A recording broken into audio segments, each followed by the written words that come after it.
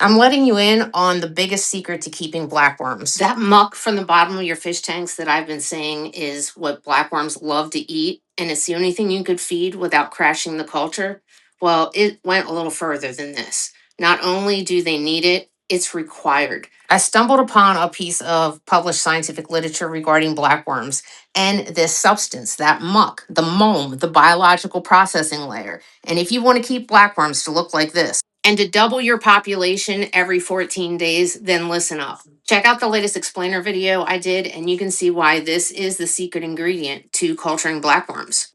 Okay, let's dive right into this explainer, because today, we're going to completely shatter everything you thought you knew about cultivating aquatic blackworms. Seriously, if your cultures keep crashing and you're pulling your hair out trying to figure out why, you are absolutely in the right place. We're looking at some groundbreaking new research that just completely rewrites the rulebook. First off, I really want you to ask yourself this question. Why are you starving your blackworms with expensive fish food? I know. It sounds incredibly counterintuitive. We're always taught to directly feed the animals we want to grow, right? But as the source material reveals, dropping highly formulated, raw protein pellets directly into a pristine, clean tank is the exact reason your cultures are crashing. You think you're feeding them, but you're actually setting off a microscopic chain reaction that destroys them. Let's just contrast these two approaches for a second. Traditional direct feeding, dropping in those raw pellets, creates this highly toxic environment that actually attacks the worms. It totally relies on the flawed assumption that worms eat just like fish do. Spoiler alert, they don't. Microbial feeding, on the other hand, relies on a safe, continuous loop of stable energy that fuels explosive growth. So in this explainer, we're going to unpack exactly why that microbial method is literally the only way to get long-term success. Section 1, Biological Processing Layer Theory. So this brings us to a massive shift in thinking, one that builds a completely new foundation for aquaculture. We have to move away from perfectly sterile, sparkling clean tanks and start embracing what the creator calls the biological processing layer, or the BPL. Basically, the BPL is aquatic compost. It's made from that vital muck you find in fish tanks and established sponge filters. Since blackworms are natural deposit feeders, they don't hunt for falling pellets. You really have to stop looking at your sponge filters as just dirty and start seeing that mature sludge for what it really is, a highly efficient, carbon-driven food web. That vital muck is absolutely their favorite meal. The crucial point here is what happens when you ignore this layer. Look, blackworms possess highly permeable skin, meaning they're incredibly sensitive to their environment.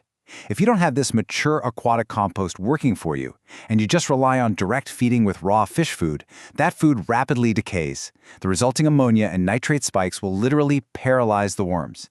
These toxins dissolve their protective slime coats, crippling their natural escape reflexes. They can't retreat, they can't breathe, and they just suffocate rapidly right there at the sediment layer. Direct feeding is essentially poisoning them with raw energy. This biological transformation is actually brilliant to look at. You start with unprocessed, loose waste sludge, totally chaotic and unrefined under a microscope. But after biological processing, you end up with dense, nutrient-rich, compact worm feces. This is what you get after our microscopic compost workers, the bacteria, protozoa, and rotifers, along with the worms themselves, process it all. The microbes eat the raw waste, the worms eat the microbes, and the result is a perfectly stable, beautifully processed environment. Section 2. The 2025 Uzaman Study. Now get ready for some absolute mic-drop scientific validation. We're looking at a groundbreaking 2025 study from the University of Eastern Finland. It's specifically titled Transfer of Sediment-Derived Carbon into Blackworm and Crucian Carp for 14C Biosphere Assessment by Sayed Tariq Uzaman. What's so incredible about this research is that it explicitly tracks where blackworms actually get their carbon using radiocarbon dating. So instead of just guessing what the worms are eating, this study chemically proves exactly what is being absorbed into their bodies. The data is wild. It revealed that in non-feeding conditions, a massive 82% of the blackworm's carbon was assimilated directly from the sediment. 82%. This completely proves that the mud itself, the biological processing layer, is their primary engine of production. They aren't just living in the dirt. They are literally building their biological structure out of it. But here's where it gets absolutely fascinating. Even when Uzaman provided supplemental, nutrient-rich fish food directly into the tank, the worms still took 73% of their carbon straight from the sediment. Think about that for a second. This proves they literally walk past raw food just to eat the microbial slime. They actively ignore direct protein pellets. Their true nutrition comes from the microbial biomass, which completely validates the BPL theory of indirect feeding. Section 3. Hacking the microbial loop.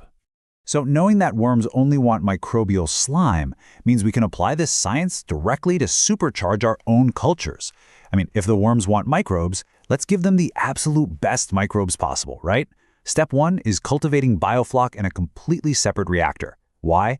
Because by producing biofloc separately, the worms don't have to wait for microbes to slowly colonize raw grain or pellets in their own tank. When you transfer this mature aquatic compost over to the worms, they can instantly ingest high-protein microbes. Immediate nutrition. And because you're cultivating this in a separate reactor, you have total control over the inputs. You can intentionally manipulate the proteins and amino acids feeding the biofloc. It's actually a lot like gut-loading crickets for reptiles. By feeding the biofloc specific high-value nutrients, you speed up massive growth, literally packing the worms full of premium, customized nutrition right before you harvest them for your fish. Producing this biofloc separately has some other massive benefits for your culture too. First, it completely prevents explosive oxygen demand and crashes in the worm tank itself, since all that heavy biological processing is happening off-site. On top of that, this biofloc technology simultaneously controls ammonia and nitrates, keeping the water pristine. And finally, giving the worms an endless supply of safe microbial mud means they just stop roaming. They bury their heads and stay completely stationary. Stationary worms retain all their calories, which translates directly into explosive, faster, and much thicker growth. Section 4. The Aquatic Compost Engine. Ultimately, we need to fundamentally stop treating these aquatic environments as sterile, clean habitats and start managing them as thriving, microscopic compost engines. As the creator's research emphatically points out, it is simply impossible to successfully raise blackworms without this mature aquatic compost. The biological processing layer isn't just an option, it is the absolute key. It's the living, breathing foundation working in the background that makes everything else possible. When you combine the practical observation of culturing with the rigorous radiocarbon tracking of the 2025 Uzaman study, the conclusion is inescapable. The science completely backs up the method. So I have to ask you, are you going to keep fighting nature with raw pellets, or are you ready to embrace the muck? Because looking at the science and the results together, this is definitive proof that the biological processing layer, or aquatic compost, is not only the best thing you can feed blackworms, but it is absolutely required for their health and well-being. This brings me back full circle to one of the very first questions I asked myself. Where do blackworms come from and what do they really need? The biological processing layer really is key.